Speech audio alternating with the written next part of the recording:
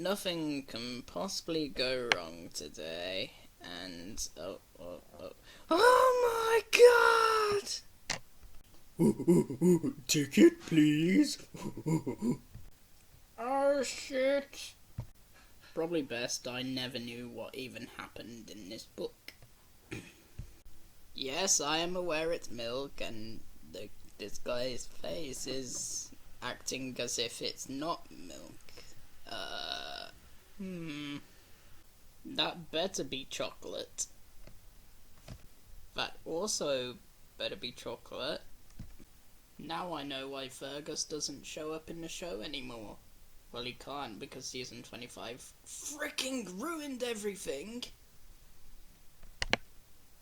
As for the truck, I agree with that facial expression.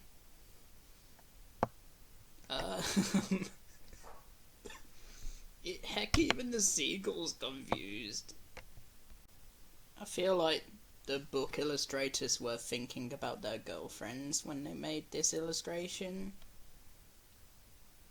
I know that's water coming out of James's tender from the tank, but I just had to ruin a joke, didn't I?